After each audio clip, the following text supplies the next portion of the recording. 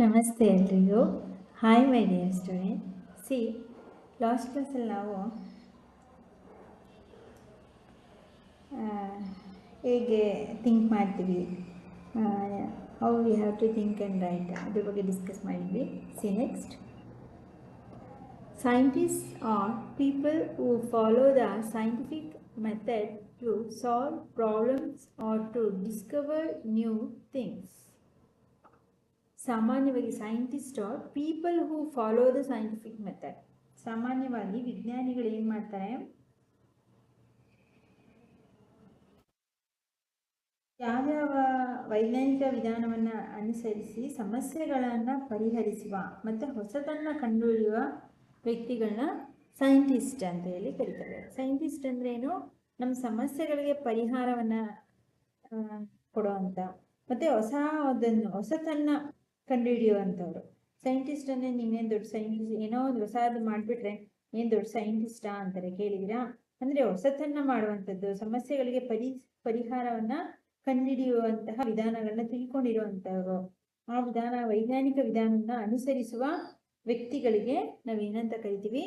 Scientist, ವಿಜ್ಞಾನಿಗಳು ಅಂತೇಳಿ ಕರಿತೀವಿ. Scientific method to solve problem or discover in new things. But anyone who follows the scientific method is working like a scientist. ಅದೇ ರೀತಿ ಅಂದರೆ ವೈಜ್ಞಾನಿಕ ವಿಧಾನವನ್ನು, ಸೈಂಟಿಫಿಕ್ ಮೆಥಡ್ಸ್ನ ಅನುಸರಿಸುವ ಯಾರೇ ಆಗಲಿ ವಿಜ್ಞಾನಿಯಂತೆ ಕೆಲಸ ಮಾಡ್ತಾರೆ. ಅಂದರೆ ಈ ಸೈಂಟಿಫಿಕ್ ಮೆಥಡ್ನ ಯೂಸ್ ಮಾಡ್ಕೊಂಡು ಯಾರೇ ಒಂದು ವರ್ಕ್ ಮಾಡಿದೆ, but anyone who follows the scientific method, ಯಾರೇ ಆಗಲಿ ಅವರು ಯಾರಾದರೂ ಆಗಲಿ ಸೈಂಟಿಫಿಕ್ ಮೆಥಡ್ನ ಯೂಸ್ ಮಾಡ್ತಾರಲ್ಲ, ವೈಜ್ಞಾನಿಕ ವಿಧಾನವನ್ನು, ಯಾವುದರಲ್ಲಿ ವರ್ಕಿಂಗ್ ಲೈಕ್ ಎ ಸೈಂಟಿಸ್ಟ್, ವಿಜ್ಞಾನಿಗಳ ಥರ ವೈಜ್ಞಾನಿಕ ವಿಧಾನವನ್ನು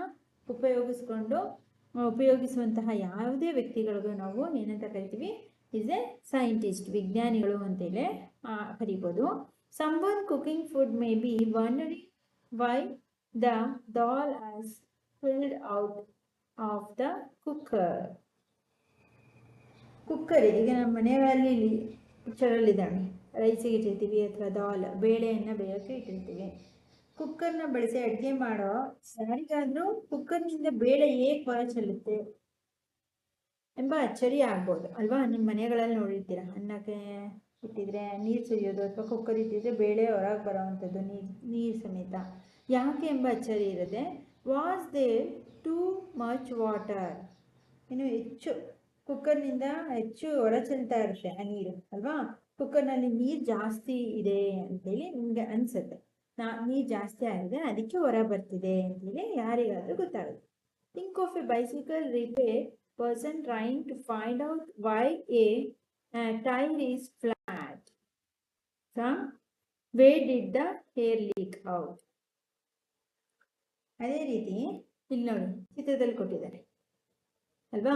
think of bicycle repair person, ಬೈಸಿಕಲ್ನ ರಿಪೇರಿ ಮಾಡುವಂಥ, ಅಂದರೆ ಸೈಕಲ್ ರಿಪೇರಿ ಮಾಡುವಂತಹ ಬೈಸಿಕಲ್ ರಿಪೇರಿ ಅವನು ಏನು ಮಾಡ್ತಾನೆ? To find out why tyre is flat, ಈ ಸೈಕಲ್ನ ಟೈರು ಯಾಕೆ ಫ್ಲಾಟ್ ಆಗಿದೆ ಅಂತ ಥಿಂಕ್ ಮಾಡ್ತಾನೆ. From where did the air leak, ಈ ಟೈರಿಂದ ಎಲ್ಲಿ ಗಾಳಿ ಹೊರ ಹೋಗ್ತಾ ಇದೆ. ಅಂದರೆ ಈ ಪಂಚರ್ ಹಾಕ್ಸ್ಕೊಳಕ್ಕೆ ಅಂತ ಹೋಗ್ತೀವಿ, ಎಲ್ಲಿ ತೂತಾಗಿದೆ, ಎಲ್ಲಿಂದ ಗಾಳಿ ಹೋಗ್ತಿದೆ, ಇಲ್ಲಿ ತೂತಾಗಿದೆಯಾ ಅಥವಾ ಇಲ್ಲೆಲ್ಲಾದರೂ ಓಲಾಗಿದೆಯಾ ಅಥವಾ ಎಲ್ಲಿಂದ ಗಾಳಿ ಹೋಗ್ತಿದೆ, ಅದನ್ನು ಫಸ್ಟು ಸೈಕಲ್ ರಿಪೇರಿ ಮಾಡೋನು ಥಿಂಕ್ ಮಾಡ್ತಾನೆ, ತಿಳ್ಕೊಳ್ಳೋಕ್ಕೆ ಪ್ರಯತ್ನ ಪಡ್ತಾನೆ. ಎಲ್ಲಿ ಬೈಸಿಕಲ್ನ ಆ ಟೈರಿಂದ ಸೋರಿಕೆ ಆಗ್ತಿದೆ, ಗಾಳಿ ಎಲ್ಲಿಂದ ಸೋರಿಕೆ ಆಗ್ತಿದೆ ಅಂತೇಳಿ. Or an electrician trying to find why a light bulb is not working. ಅದೇ ರೀತಿ ಒಬ್ಬ ಎಲೆಕ್ಟ್ರಿಷಿಯನ್, ವಿದ್ಯುತ್ ಬಲ್ಬ್ ಅಂದರೆ ಎಲೆಕ್ಟ್ರಿಷಿಯನ್, ಈ ಕರೆಂಟ್ ಅದೆಲ್ಲ ಚೆಕ್ ಮಾಡುವಂತಹ ಎಲೆಕ್ಟ್ರಿಷಿಯನ್ ಸಹ ಏನ್ ಮಾಡ್ತಾರೆ,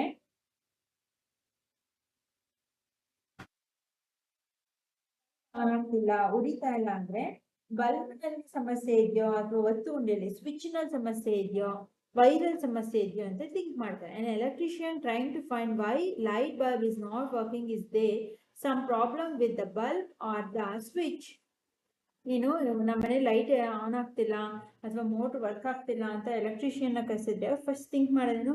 ಸ್ವಿಚ್ ಏನಾದ್ರು ಲೂಸ್ ಆಗಿದೆಯಾ ಅಥವಾ ಏನು ವರ್ಕ್ ಮಾಡೋದ್ರಿ ಸಮ್ ಬಲ್ಬ್ ಏನಾದರೂ ಅದರಲ್ಲಿ ಬಲ್ಬ್ನಲ್ಲಿ ಪ್ರಾಬ್ಲಮ್ ಇದೆಯಾ ಇದನ್ನು ಫಸ್ಟ್ ಥಿಂಕ್ ಮಾಡ್ತಾರೆ ಅಲ್ವಾ. When we try to ask questions and find out answers, we are all in a way scientists. ಈ ರೀತಿ ನಾವು ಅದು ಯಾಕೆ ಏನು ಅದ್ರ ಬಗ್ಗೆ ತಿಳ್ಕೊಳ್ಳೋಕ್ಕೆ ಕಂಡುಹಿಡಿಯಲು ಪ್ರಯತ್ನಿಸ್ತಿರ್ತೀವಲ್ಲ, ಎಲೆಕ್ಟ್ರಿಷಿಯನ್ ಇರ್ಬೋದು, ಒಬ್ಬ ಬೈಸಿಕಲ್ ಇರ್ಬೋದು, ಅಥವಾ ಕುಕ್ಕರಿಂದ ಹೊರಗೆ ಬರೋ ಈ ರೀತಿ ಪ್ರಶ್ನೆಗಳನ್ನ ಕೇಳೋದು, ಈ ರೀತಿ ಉತ್ತರಗಳನ್ನ ಕಂಡುಹಿಡ್ಕೊಳ್ಳುವಾಗ ಒಂದು ರೀತಿಯಲ್ಲಿ ನಾವುಗಳು ವಿಜ್ಞಾನಿಗಳೇ. ಯಾಕೆ ಏನು ಎಂಬ ಪ್ರಶ್ನೆ ಕೇಳಿದ್ರೇ ಅದಕ್ಕೆ ನಮಗೆ ಹೊಸದನ್ನು ಉಟ್ಕೊಳ್ಳುವಂಥದ್ದು, ಅದಕ್ಕೆ ಉತ್ತರವನ್ನು ತಿಳ್ಕೊಳಕ್ಕಾಗೋದು. ಈಗ ಸೈಕಲ್ ಪಂಚರ್ ರಿಪೇರಿ ಎಲ್ಲಿಂದ ಬರ್ತಿದೆ, ಎಲ್ಲಿ ತೂತಾಗಿದೆ ಅಂತ ತಿಳ್ಕೊಳ್ದವ್ರು ಅದಕ್ಕೆ ಪಂಚರ್ ಹಾಕೋಕ್ಕಾಗಲ್ಲ, ಗಾಳಿ ತುಂಬಿಸೋಕ್ಕೆ ಆಗಲ್ಲ ಅಲ್ವಾ. ಫಸ್ಟ್ ಅದು ಯಾಕೆ ಫ್ಲಾಟ್ ಆಗಿದೆ ಟೈರ್ ಅಂತ ಪ್ರಶ್ನೆ ಬರುತ್ತೆ. ಟೈರಲ್ಲಿರೋ ಗಾಳಿ ಎಲ್ಲ ಹೊರಗೆ ಹೋಗಿರೋದ್ರಿಂದ ಫ್ಲಾಟ್ ಆಗಿದೆ, ಅದಕ್ಕೆ ಉತ್ತರ.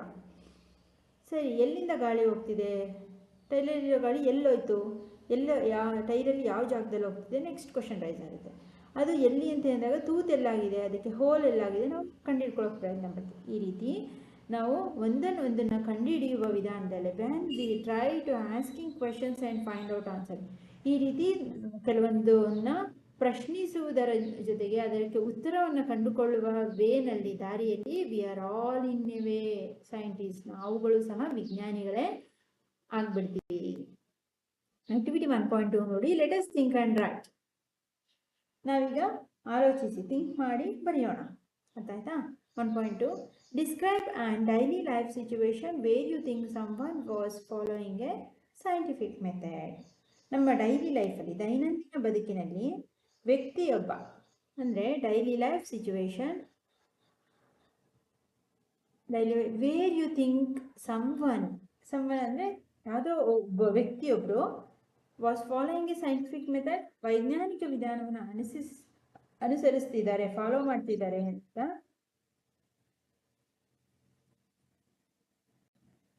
ಅಂದುಕೊಳ್ಳುವಂಥ ಸನ್ನಿವೇಶವನ್ನು ವಿವರಿಸಿ. ಅಂದರೆ ಒಬ್ಬ ವ್ಯಕ್ತಿ ಅವನ ಡೈಲಿ ಲೈಫಲ್ಲೂ ಸಹ ಅವನು ಸೈಂಟಿಫಿಕ್ ಮೆಥಡ್ನ ಫಾಲೋ ಮಾಡ್ತಿದ್ದಾನೆ, ಅವನು ಆ ವಿಧಾನವನ್ನು ಅನುಸರಿಸ್ತಿದ್ದಾನೆ ಅನ್ನೋದನ್ನು ವಿವರಿಸಿ. See, do you know, realise that there are several daily life situations where we knowingly or unknowingly apply the scientific method. ನಮ್ಮ ದೈನಂದಿನ ಲೈಫಲ್ಲಿ, ಡೈಲಿ ಲೈಫಲ್ಲಿ ಎಷ್ಟೊಂದು ಅನೇಕ ಸನ್ನಿವೇಶಗಳು ನಮಗೆ ತಿಳಿದೆ, knowingly or unknowingly we are following a scientific method. ನಮಗೆ ತಿಳಿದೇನೋ ನಮ್ಮ ದೈನಂದಿನ ಬದುಕಿನಲ್ಲಿ ಅನೇಕ ವೈಜ್ಞಾನಿಕ ವಿಧಾನಗಳನ್ನು ಅನುಸರಿಸುತ್ತೇವೆ. Though we all apply the scientific method to some extent, learning science will develop our capabilities for finding situations to bigger problems and solving more mysteries of the universe. ನಾವೆಲ್ಲರೂ ವೈಜ್ಞಾನಿಕ ವಿಧಾನವನ್ನು ತಕ್ಕ ಮಟ್ಟಿಗೆ ಅನ್ವಯಿಸುತ್ತಿದ್ದರೂ ವಿಜ್ಞಾನವನ್ನು ಕಲಿಯುವುದರಿಂದ ದೊಡ್ಡ ದೊಡ್ಡ ಸಮಸ್ಯೆಗಳಿಗೆ ಪರಿಹಾರವನ್ನು ಕಂಡುಕೊಳ್ಳುವ ಮತ್ತು ಬ್ರಹ್ಮಾಂಡದ ನಿಗೂಢತೆಗಳನ್ನು ಭೇದಿಸುವ ಸಾಮರ್ಥ್ಯ ವೃದ್ಧಿಯಾಗುತ್ತೆ. ನಾವು ಡೈಲಿ ಲೈಫಲ್ಲಿ ತಿಳಿದೋ ಏನೋ ಒಂದು ನಮ್ಮ ಹಿರಿಯರು ಫಾಲೋ ಮಾಡ್ಕೊಂಡು ಬಂದಿರ್ತಾರೆ, ನಾವು ಮಾಡ್ತೀವಿ. ಆದರೆ ಅವ್ರು ಮಾಡೋ ಪ್ರತಿಯೊಂದು ಫಾಲೋಸಲ್ಲೂ ಒಂದು ಸೈಂಟಿಫಿಕ್ ರೀಸನ್, ವೈಜ್ಞಾನಿಕ ಕಾರಣ ಇದ್ದೇ ಇರುತ್ತೆ. ಈಗ ಶುಚಿತ್ವದ ಬಗ್ಗೆ ಅವರೆಲ್ಲ ಮಡಿ ಅಂತೇಳಿ ಶುಚಿತ್ವದ ಬಗ್ಗೆ ಕ್ಲೀನಿಂಗ್ನ, ಈಗೇನು ಹೈಜೆನಿಕ್ಕು ಅಂತೇಳಿ ಕರಿತೀವಿ, ಕ್ಲೀನಿಂಗ್ ಅಂತ, ಅದನ್ನು ಅವರು ಮಡಿ ಅನ್ನೋ ಹೆಸರಲ್ಲಿ ಮಾಡ್ತಾಯಿದ್ರು. ಅದಕ್ಕೆ ಒಂದು ವೈಜ್ಞಾನಿಕ ಕಾರಣ ಇತ್ತು. ಮಡಿ ಅಂದರೆ ಮುಟ್ಟಬಾರ್ದು, ಎಲ್ಲಿಂದ ನಾವು ಹೊರಗಡೆ ಬಂದು ಬಟ್ಟೆಯನ್ನು ಬಿಚ್ಚಾಕಬೇಕು, ಸಿಕ್ಕಿದ್ದನ್ನೆಲ್ಲ ಮುಟ್ಟಬಾರ್ದು. ಇದರಿಂದ ಒಂದು ವೈಜ್ಞಾನಿಕ ಕಾರಣ ಇತ್ತು. ಮೈಕ್ರೋ ಆರ್ಗಾನಿಸಮ್ಸ್ ಎಲ್ಲ ಹೊರಗಡೆಯಿಂದ ಬಂದರೆ ಎಲ್ಲ ಇರುತ್ತೆ, ಅದೆಲ್ಲ ಸ್ಪ್ರೆಡ್ ಆಗುತ್ತೆ ಅನ್ನೋ ಕಾರಣಕ್ಕೆ ಅವರು ಅದನ್ನು ಫಾಲೋ ಮಾಡ್ತಾರೆ. Really some extent learning science will develop our capability for finding solutions to bigger problems and solving more mysterious of the universe. ನಾವು ಕೇವಲ ವೈಜ್ಞಾನಿಕ ವಿಧಾನವನ್ನು ಸುಮ್ಮನೆ ಅನುಸರಿಸೋದಲ್ಲದೆ ನಾವು ವಿಜ್ಞಾನವನ್ನೇ ಕಲಿತ್ರೆ, ಲರ್ನಿಂಗ್ ಸೈನ್ಸ್ ಅಂದರೆ ಕಲಿಯೋದು, ವಿಜ್ಞಾನವನ್ನು ಕಲಿಯೋದ್ರಿಂದ will develop our capabilities for finding solutions of bigger, ಕೆಲವೊಂದು ದೊಡ್ಡ ದೊಡ್ಡ ಸಮಸ್ಯೆಗಳಿಗೆ ಪರಿಹಾರಗಳನ್ನ ತಿಳ್ಕೋಬೋದು. And solving more mysterious of the universe, ನಮ್ಮ ಈ ಭೂಮಂಡಲದಲ್ಲಿ ಏನು ಈ ಬ್ರಹ್ಮಾಂಡದಲ್ಲಿ ಕೆಲವೊಂದು ನಿಗೂಢತೆಗಳಿಗೆ, ಕೆಲವೊಂದು ಸಮಸ್ಯೆಗಳಿಗೆ ಪರಿಹಾರವನ್ನು ಕಂಡುಕೊಳ್ಬೋದು. ಹಾಗೆ ಕೆಲವೊಂದು ನಿಗೂಢತೆಗಳನ್ನ ಭೇದಿಸುವ ಸಾಮರ್ಥ್ಯ ನಮಗೆ ವೃದ್ಧಿ ಆಗುತ್ತೆ. ಮಿಸ್ಟೀರಿಯಸ್ ಅಂದರೆ ನಿಗೂಢತೆಗಳು. And to be able to learn science well, the first and foremost thing is to be curious and observe our surroundings neatly. ಏನಾಗುತ್ತೆ, ವಿಜ್ಞಾನದ ಕಲಿಕೆಗೆ ಅಂದರೆ be able to learn science, ವಿಜ್ಞಾನದ ಕಲಿಕೆಯನ್ನು ಚೆನ್ನಾಗಿ ಕಲಿಕೆ ಮಾಡೋದ್ರಿಂದ the first and the foremost thing is to be, ಏನಾಗುತ್ತೆ, ಅತಿ ಮೊದಲನೇದಾಗಿ ಮತ್ತು ಅತಿ ಮುಖ್ಯವಾದ ಗುಣ ಎಂದರೆ ವಿಜ್ಞಾನವನ್ನು ನಾವು ಕಲಿಯೋದ್ರಿಂದ ನೀವು ಕುತೂಹಲಗಳಾಗಿದ್ದು ನಿಮ್ಮ ಸುತ್ತಮುತ್ತಲಿನ ಏನಾಗ್ತೀವಿ, thing is to be curious ಅಂದರೆ ಕುತೂಹಲ ಹುಟ್ಟುತ್ತೆ ನಮ್ಮಲ್ಲಿ. ವಿಜ್ಞಾನವನ್ನೇ ಕಲಿಯೋದಕ್ಕೆ ನಾವು ಹೊರಟ್ರೆ ಯಾಕೆ, ಏನು, ಅದೇನಕ್ಕಾಗಾಯಿತು, ಅದೇನಕ್ಕೆ ಈ ರೀತಿ ಆಗ್ತಿದೆ ಎಂಬ ಕುತೂಹಲ ಮೂಡುತ್ತೆ. ಆ್ಯಂಡ್ ಅಬ್ಸರ್ವ್ ಯುವರ್ ಸರೌಂಡಿಂಗ್ಸ್ ನೀಡಿ, ಅಲ್ಲದೆ ನಮ್ಮ ಸುತ್ತಮುತ್ತಲಿನ ಪ್ರದೇಶಗಳ ಸೂಕ್ಷ್ಮವಾದ ಅವಲೋಕನದ ಗುಣ ಬೆಳೆಸ್ಕೊಳ್ತೀವಿ. ನಾವು ನಮ್ಮ ಮೈಂಡಲ್ಲಿ ಯಾಕೆ, ಏನು, ಏಕೆ ಅಂತ ನಮ್ಮಲ್ಲಿ ವಿಜ್ಞಾನವನ್ನು ಕಲಿಯೋದಕ್ಕೆ ಪ್ರಾರಂಭ ಮಾಡಿದ್ರೆ ಏನಾಗುತ್ತೆ, ನಮ್ಮ ಸುತ್ತಮುತ್ತ ಯಾಕೆ ಹಾಗೆ ನಡೀತಿದೆ, ಏನಕ್ಕೆ ಆಕಾಶದಲ್ಲಿ ಮೋಡಗಳು ಉಂಟಾಗುತ್ತೆ, ಮೋಡವಾದಾಗ ಯಾಕೆ ಮಳೆಗಳು ಬರುತ್ತೆ, ನಕ್ಷತ್ರಗಳು ರಾತ್ರಿ ವೇಳೆಯಲ್ಲೇ ಯಾಕೆ ಕಾಣುತ್ತೆ, ಈ ರೀತಿಯ ನಮ್ಮ ಸುತ್ತಮುತ್ತ ನಡೀತಕ್ಕಂತಹ ಅನೇಕ ವಿದ್ಯಮಾನಗಳ ಬಗ್ಗೆ ನಮಗೆ ಕುತೂಹಲ ಮೂಡುತ್ತೆ. ಅದ್ರ ಬಗ್ಗೆ ತಿಳಿದುಕೊಳ್ಳುವಂತಹ ಆ ಗುಣವನ್ನು ಬೆಳೆಸ್ಕೊಳ್ತೀವಿ. Curious we start posing questions, asking how and why. ಈ ಕುತೂಹಲದಿಂದ ಏನಾಗುತ್ತೆ, ಕ್ಯೂರಿಯಸ್ಸಿಂದ ನಾವು ಪ್ರಶ್ನೆಗಳನ್ನು ಕೇಳೋಕ್ಕೆ ಪ್ರಾರಂಭಿಸ್ತೀವಿ. ವೈ ಆ್ಯಂಡ್ ಹೌ, ಹೇಗಾಗ್ತಿದೆ, ಯಾಕೆ ಆಗ್ತಿದೆ ಎಂಬ ಕ್ವೆಶನಿಂಗ್ ಮಾಡುವಂತಹ ಗುಣವನ್ನು ಬೆಳೆಸ್ಕೊಳ್ತೀವಿ. Just remember, the world is full of things we do not know, things that are waiting to be explored. ಜಗತ್ತು, ಈ ಪ್ರಪಂಚದಲ್ಲಿ ನಮಗೆ ತಿಳಿದೇ ಇರ್ತಕ್ಕಂಥದ್ದು ಒಂದನ್ನು ನೆನ್ಪಿಟ್ಕೊಳ್ಳಿ. ಜಸ್ಟ್ ರಿಮೆಂಬರ್, ಒಂದು ನೆನ್ಪಿಟ್ಕೊಳ್ಳಿ, the world is full of things. ಈ ಪ್ರಪಂಚ ಏನು ಅನೇಕ ಸಂಗತಿಗಳಿಂದ ತುಂಬಿದೆ. ಥಿಂಗ್ಸ್ ಅಂದರೆ ಅನೇಕ ಸಂಗತಿಗಳು. ಈ ಒಂದು ವಿಷಯ ಇಲ್ಲ, ಈ ಪ್ರಪಂಚದಲ್ಲಿ ಅನೇಕ ವಿಷಯಗಳಿದೆ. ನಾವು ತಿಳ್ಕೊಳ್ಬೇಕಾಗಿರೋದು ತುಂಬ ಇದೆ. ಯಾವುದ್ರ ಬಗ್ಗೆನೂ ನಾವು ಅಷ್ಟು ತಿಳ್ಕೊಂಡಿರಲ್ಲ. ಎಲ್ಲರಿಗೂ ಎಲ್ಲದ್ರ ಬಗ್ಗೆ ಗೊತ್ತಿರಲ್ಲ ಅಲ್ವಾ.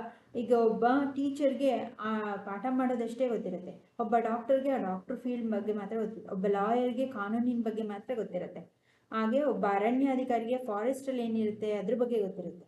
ಈ ರೀತಿ ಈ ಪ್ರಪಂಚದಲ್ಲಿ ಅನೇಕ ಸಂಗತಿಗಳಿದೆ.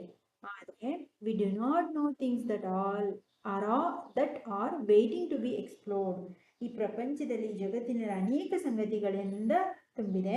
ಅನ್ವೇಷಣೆಗೊಳ್ಳಲು ನಾವು ಇದನ್ನು ಎಕ್ಸ್ಪ್ಲೋರ್ ಮಾಡೋದಕ್ಕೆ ಇನ್ನೂ ಅನೇಕ ಸಂಗತಿಗಳು ವೇಟಿಂಗ್, ಇನ್ನೂ ಕಾಯ್ತಾ ಇದೆ. ಎಷ್ಟೋ ತಿಳಿದೇ ಇರ್ತಕ್ಕಂಥ ಎಷ್ಟೋ ಅದ್ಭುತಗಳು, ನಿಗೂಢಗಳು ಇನ್ನೂ ಅದ್ರ ಬಗ್ಗೆ ಎಕ್ಸ್ಪ್ಲೋರ್ ಅನ್ವೇಷಣೆ ಮಾಡೋದಕ್ಕೆ ಅಂತೇಳಿ ಅವೆಲ್ಲವೂ ವೇಟಿಂಗ್ ಮಾಡ್ತಾ ಇದೆ.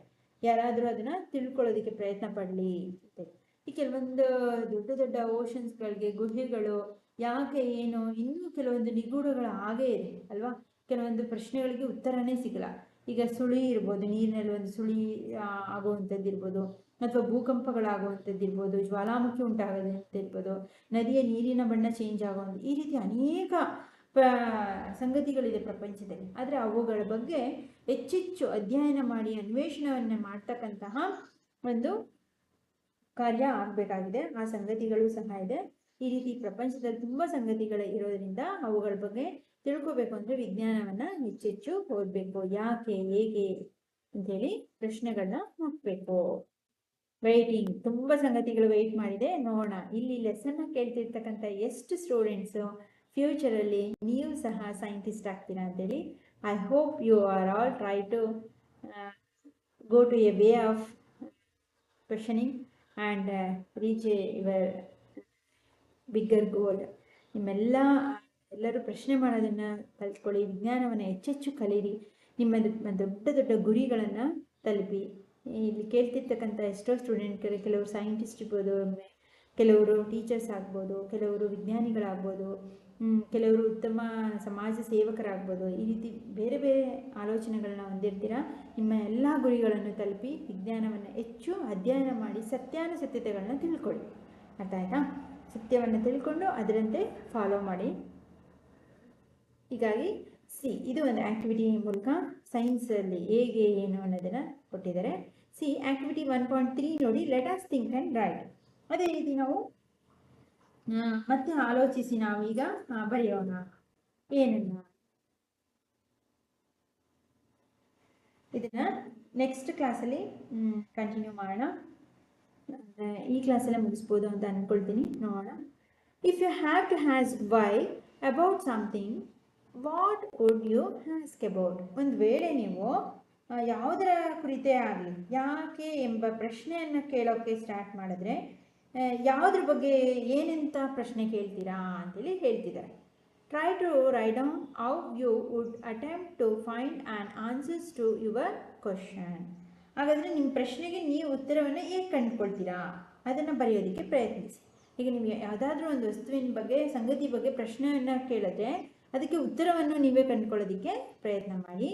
Science is rarely done alone means ಅಂದರೆ ಒಂದು ರೇರ್ಲಿ ಡನ್ ಅಲೋನ್. ಈ ವೈಜ್ಞಾನಿಕ ಸೈನ್ಸ್ ಅಂದರೆ ವಿಜ್ಞಾನ ಎಂಬುದು ಒಂದು ಏನು ಏಕಾಂಗಿಯಾಗಿ ವೈಜ್ಞಾನಿಕ ಆವಿಷ್ಕಾರಗಳನ್ನು ಸಂಭವಿಸುತ್ತದೆ. ಇದು ಅರ್ಥ ಆಯ್ತಾ? ಅದೇ ಒಂಟಿಯಾಗಿ.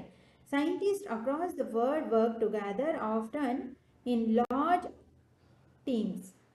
ಆದರೆ ಪ್ರಪಂಚದಾದ್ಯಂತ ಅನೇಕ ವಿಜ್ಞಾನಿಗಳಿದ್ದಾರೆ. ಆ ವಿಜ್ಞಾನಿಗಳು ಜೊತೆಯಾಗಿ ಒಂದು ಟೀಮ್ ವರ್ಕ್, ಒಬ್ಬೊಬ್ಬರೇನು ಮಾಡ್ದೇನೆ ಟೀಮ್ ವರ್ಕ್ ಆಗಿ ಜೊತೆಯಾಗಿ ಏನು ದೊಡ್ಡ ತಂಡಗಳಲ್ಲಿ ಕೆಲಸ ಮಾಡ್ತಿದ್ದಾರೆ.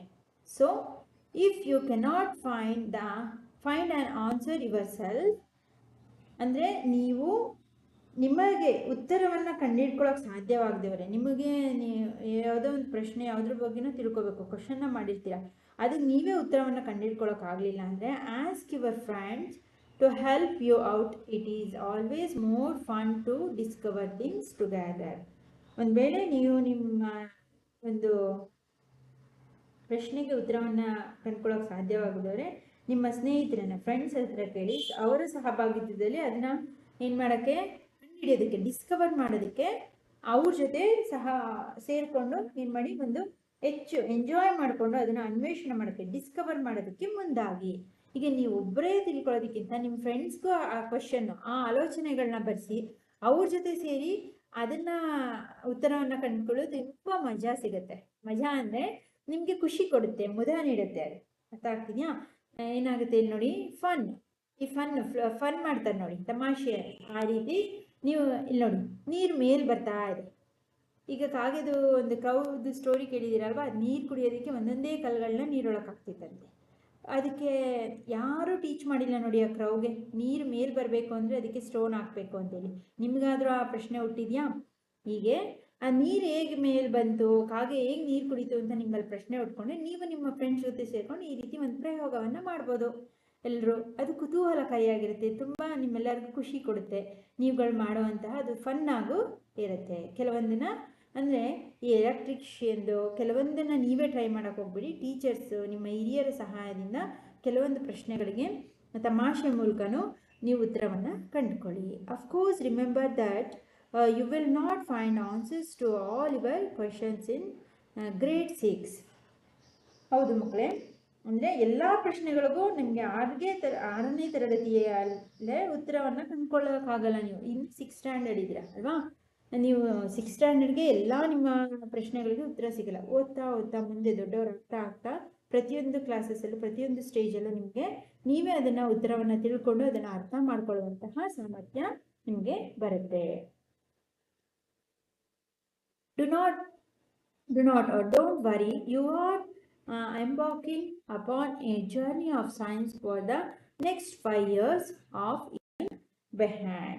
ಹಾಗಾಗಿ ಮುಂದಿನ 5 ವರ್ಷಗಳು ಮತ್ತು ಅದರ ಆಚೆಗೆ ಅದು ಮುಂದಕ್ಕೂ ನಿಮ್ಮ ವಿಜ್ಞಾನ ಯಾನವನ್ನು ಮುಂದುವರಿಸಿ. ಇನ್ನು 5 ಇಯರ್ಸು 10th ಸ್ಟ್ಯಾಂಡರ್ಡ್ವರೆಗೂ ನಿಮಗೆ ಸೈನ್ಸ್ ಇರುತ್ತೆ. 10th ಸ್ಟ್ಯಾಂಡರ್ಡ್ವರೆಗೂ ವಿಜ್ಞಾನವನ್ನು ಚೆನ್ನಾಗಿ ಕಲಿತ್ಕೊಳ್ಳಿ. ಇನ್ನು 5 ವರ್ಷಗಳು ಅದ್ರ ಬಗ್ಗೆ ಹೆಚ್ಚು ಕುತೂಹಲವನ್ನು ಬೆಳೆಸ್ಕೊಳ್ಳಿ. ಹೊಸ ಆವಿಷ್ಕಾರಗಳನ್ನ ಮಾಡೋದಕ್ಕೆ ನೀವೇ ಪ್ರಯತ್ನ ಪಡಿ, ಪ್ರಯೋಗಗಳನ್ನ ಮಾಡಿ. ಅದರ ನಂತರವೂ ಸಹ ಯಾರಿಗೆ ವಿಜ್ಞಾನದಲ್ಲಿ ಸೈನ್ಸಲ್ಲಿ ಆಸಕ್ತಿ ಇದೆಯೋ ನಂತರವೂ 5 ವರ್ಷಗಳ ನಂತರವೂ ಸಹ ಕಲಿಯೋದಕ್ಕೆ ಪ್ರಯತ್ನ ಮಾಡಿ.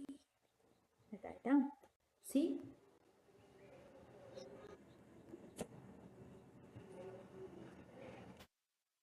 Like children enjoying the rain, science is all about joyful exploration. ಮಕ್ಕಳು ಮಳೆಯನ್ನು ನಿಮ್ಮೆಲ್ರಿಗೂ ಇಷ್ಟ, ನಮಗೂ ಇಷ್ಟ ಅಲ್ವಾ? ಮಳೆ ಅಂದರೆ ಎಲ್ರಿಗೂ ಖುಷಿ. ಯಾರಿಗೂ ಮಳೆಯಲ್ಲಿ ನೆನೆಯೋದು, ಆಟ ಆಡೋದು ಅಂದರೆ ಯಾರಿಗೂ ಇಷ್ಟ ಇಲ್ಲ ಅನ್ನೋದೇ ಇಲ್ಲ. ಅದರಲ್ಲೂ ಮಕ್ಕಳಿಗಂದರೆ children enjoying rain, science is all about joyful. ಈ ಮಳೆ ಅಂದರೆ ಮಕ್ಕಳು ಆನಂದಿಸ್ತಾರೆ. ವಿಜ್ಞಾನನೂ ಕೂಡ ಹಾಗೆ. ಅದರ ಅನ್ವೇಷಣೆಯಲ್ಲಿ ಎಲ್ಲರಿಗೂ ಏನಾಗುತ್ತೆ, ಅದು ಆಹ್ಲಾದಕರ ಒಂದು ಅನುಭವವನ್ನು ಕೊಡುತ್ತೆ ವಿಜ್ಞಾನ ಎಂಬುದು. Enjoy your scientific journey, keep exploring and never stop wondering about the amazing mysterious of the universe and asking question. ಹಾಗಾಗಿ ಈ ವಿಜ್ಞಾನವನ್ನು ಕಲಿಯೋದ್ರಲ್ಲಿ ಅದರಲ್ಲಿರ್ತಕ್ಕಂಥ ಕೆಲವೊಂದು, ಈ ಬ್ರಹ್ಮಾಂಡದಲ್ಲಿರ್ತಕ್ಕಂಥ ಕೆಲವೊಂದು ಮಿಸ್ಟ್ರೀಸಿಯಸ್, ಕೌತುಕಗಳನ್ನ, ನಿಗೂಢಗಳನ್ನ, ಅದ್ಭುತಗಳನ್ನ, ಅವುಗಳ ಬಗ್ಗೆ ಆಲೋಚಿಸುವುದು, ಪ್ರಶ್ನೆಗಳನ್ನ ಕೇಳುವುದನ್ನು ಎಂದಿಗೂ ನಿಲ್ಲಿಸದಿರಿ. ನೀವು ಪ್ರಶ್ನೆ ಮಾಡೋದನ್ನು ಎಲ್ಲೆಲ್ಲಿ ನಿಲ್ಲಿಸ್ತೀರೋ ಆವಾಗ ನಿಮಗೆ ಅರ್ಥ ಆಗಲ್ಲ. ನೀವು ಕ್ವಶನಿಂಗ್ ಮಾಡೋದನ್ನು ಹೆಚ್ಚೆಚ್ಚು ಕಲಿತ್ರೆ ಆಗ ನೀವು ಅದ್ರ ಬಗ್ಗೆ ಹೆಚ್ಚು ತಿಳ್ಕೊಳಕ್ಕೆ ಹೋಗ್ತೀರಾ, ಅದನ್ನು ಅರ್ಥ ಮಾಡ್ಕೊಳ್ಳೋಕ್ಕೆ ಸಾಧ್ಯವಾಗುತ್ತೆ. ಪ್ರಪಂಚದಲ್ಲಿ ಎಷ್ಟೋ ಅದ್ಭುತಗಳಿದೆ, ಎಷ್ಟೋ ನಿಗೂಢಗಳಿದೆ, ಕೌತುಕಗಳಿದೆ. ಅವುಗಳ ಬಗ್ಗೆ ಪ್ರಶ್ನೆ ಮಾಡಿ ಉತ್ತರವನ್ನು ಕಂಡುಹಿಡ್ಕೊಳ್ಳಿ. ನೀವೇ ಆಲೋಚನೆ ಮಾಡಿ ಉತ್ತರವನ್ನು ಕಂಡುಹಿಡಿಯೋದಕ್ಕೆ ಪ್ರಯತ್ನ ಮಾಡಿ. ವಿಜ್ಞಾನವನ್ನು ಕಲಿಯುವುದನ್ನು ಎಂದಿಗೂ ನಿಲ್ಲಿಸದಿರಿ. Are you ready to embark upon the exciting journey of science?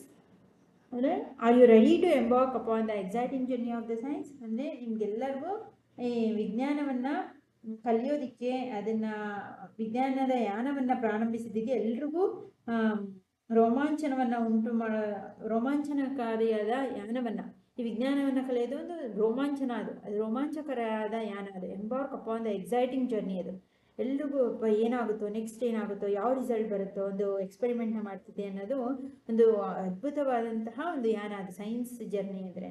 ಅದಕ್ಕೆಲ್ಲರೂ ಸಿದ್ಧರಾಗಿದ್ದೀರಾ ಅಂತ ಕೇಳ್ತಾ ಇದ್ದಾರೆ. Let us get started. ಹಾಗಾದರೆ ನಾವು ಈ ವಿಜ್ಞಾನದ ಪಯಣವನ್ನು ಆರಂಭಿಸೋಣ. ಗೊತ್ತಾಯ್ತಾ? ಫಸ್ಟ್ ಲೆಸನ್ನು ವಿಜ್ಞಾನವನ್ನು ಕಲಿಯೋದಕ್ಕೆ ನಿಮಗೆ ಬೇಕಾದಂತಹ ಯಾಕೆ, ಏನು ಎಂಬ ಆಲೋಚನೆಯನ್ನು ಬೆಳೆಸ್ಕೊಳ್ಳೋದಕ್ಕೆ ಈ ಒಂದು ಇಂಟ್ರೊಡಕ್ಷನ್ ಲೆಸನ್, ಫಸ್ಟ್ ಲೆಸನ್ನ ಕೊಟ್ಟಿದ್ದಾರೆ. ಎಲ್ಲರೂ ಮಕ್ಕಳೇ ಆದಷ್ಟು ವಿಜ್ಞಾನವನ್ನು ಈಸಿಯಾಗಿ ಅರ್ಥ ಮಾಡಿಕೊಂಡು ಪ್ರಶ್ನೆಗಳನ್ನ ಕೇಳ್ತಾ, ಪ್ರಯೋಗಗಳನ್ನ ಮಾಡ್ತಾ ನಾವು ಈ ವಿಜ್ಞಾನವನ್ನು ಕಲಿಯೋದಕ್ಕೆ ಪ್ರಾರಂಭಿಸೋಣ. After all, to be a wise person you must be a wise person. ಇಲ್ಲಿ ನೋಡಿ, ಬುದ್ಧಿವಂತರಾಗಬೇಕು ಅಂದರೆ, ವೈಸ್ ಅಂದರೆ ಇಲ್ಲಿ ಬುದ್ಧಿವಂತರು, WISE ಅಂದರೆ ಬುದ್ಧಿವಂತರು. ನೀವು ಏಕೆ ಎಂದು ಪ್ರಶ್ನಿಸುವ ಗುಣವನ್ನು ಮೈಗೂಡಿಸ್ಕೋಬೇಕು. ನೀವು ಒಬ್ಬ ಬುದ್ಧಿವಂತ ವ್ಯಕ್ತಿ ಆಗಬೇಕು ಅಂದರೆ ಯಾಕೆ, ಏನು ಎಂಬುದನ್ನು ವೈಸ್, ಈ ಯಾಕೆ ಅನ್ನೋ ಒಂದು ಕ್ವಶನನ್ನು ಹಾಕಿದ್ರೆ ಮಾತ್ರ ಎಲ್ಲರೂ ಬುದ್ಧಿವಂತರಾಗೋದಕ್ಕೆ ಸಾಧ್ಯ ಆಗುತ್ತೆ. ಆಯ್ತಾ? ಸೊ ಇದಿಷ್ಟು 6th standard first lesson complete explanation. ಏನಾದರೂ ಅರ್ಥ ಆಗಿಲ್ಲ, ಡೌಟ್ಸ್ ಇತ್ತು ಅಂದರೆ ಅದನ್ನು ನೆಕ್ಸ್ಟ್ ಕಾಮೆಂಟಲ್ಲಿ ಕಮೆಂಟ್ ಮಾಡಿ ಡಿಸ್ಕ್ರಿಪ್ಷನಲ್ಲಿ. ಆ್ಯಂಡ್ ಆದಷ್ಟು ಟೆಕ್ಸ್ಟ್ ಬುಕ್ನ ರೀಡ್ ಮಾಡಿ, ಎಲ್ಲ ನಿಮ್ಮ ಫ್ರೆಂಡ್ಸ್ಗಳಿಗೂ ಶೇರ್ ಮಾಡಿ, ಅವ್ರಿಗೂ ಸಬ್ಸ್ಕ್ರೈಬ್ ಮಾಡ್ಕೊಳಕ್ಕೆ ಹೇಳಿ. ಬಿಕಾಸ್ ಡೈಲಿ ನಾನು ಆಗ್ತಕ್ಕಂಥ ಲೆಸನ್ಸು ಸರ್ಚ್ ಮಾಡೋ ಅವಶ್ಯಕತೆ ಇರಲ್ಲ. ಸಬ್ಸ್ಕ್ರೈಬ್ ಮಾಡಿಕೊಂಡ್ರೆ ನೋಟಿಫಿಕೇಷನಲ್ಲಿ ಬಂದುಬಿಡುತ್ತೆ. ಆ್ಯಂಡ್ ಪ್ಲೇಲಿಸ್ಟ್ನ ಚೆಕ್ ಮಾಡಿ ಒಂದು lesson complete videos, explanation with question and answers, ಒಂದು ಲೆಸನ್ದು ನೋಟ್ಸನ್ನು ಕೊಟ್ಟಿರ್ತೀನಿ. ಆದಷ್ಟು ಟೆಕ್ಸ್ಟ್ ಬುಕ್ನ 2-3 ಟೈಮ್ ರೀಡ್ ಮಾಡಿ, ಆಡಿಯೋನ ಕೇಳಿಸ್ಕೊಳ್ಳಿ. ಹೋಮ್ವರ್ಕ್ ಕ್ವಶನ್ಸ್ಗೆ ನೀವೇ ಆನ್ಸರ್ ಮಾಡೋದಕ್ಕೆ ಟ್ರೈ ಆಗಿ. ಓಕೆನಾ? ಓಕೆ, ಇವತ್ತಿನ ಹೋಮ್ವರ್ಕ್ ಕ್ವಶನ್ಸ್ ಅಷ್ಟಿಲ್ಲ, ಆ್ಯಕ್ಟಿವಿಟೀಸ್ ಇರೋದ್ರಿಂದ ನೆಕ್ಸ್ಟ್ ಕ್ಲಾಸಲ್ಲಿ ನಾನು ಈ ಲೆಸನ್ದು ನೋಟ್ಸನ್ನ ಕೊಡ್ತೀನಿ. ಎಕ್ಸಸೈಸ್ ಕ್ವಶನ್ ಆ್ಯಂಡ್ ಆನ್ಸರ್ಸ್ನ. ಎಕ್ಸಸೈಸ್ ಕ್ವಶನ್ ಆ್ಯಂಡ್ ಆನ್ಸರ್ಸ್ ಇಲ್ಲ ನಿಮಗೆ, ಹೋಮ್ವರ್ಕ್ ಕ್ವಶನ್ಸ್ನ ಕೊಟ್ಟಿರ್ತೀನಲ್ಲ ಅದನ್ನೇ ನೋಟ್ ಮಾಡಿ ಇಟ್ಕೊಳ್ಳಿ. ಇದ್ರ ಬಗ್ಗೆ ಏನಾದರೂ ನಿಮಗೆ ಡೌಟ್ಸ್ ಇತ್ತು, ಕ್ವಶನ್ಸ್ ಇದ್ದು ಅಂದರೆ ಅದನ್ನು ಕಾಮೆಂಟ್. ಓಕೆನಾ? Okay my dear student, thank you.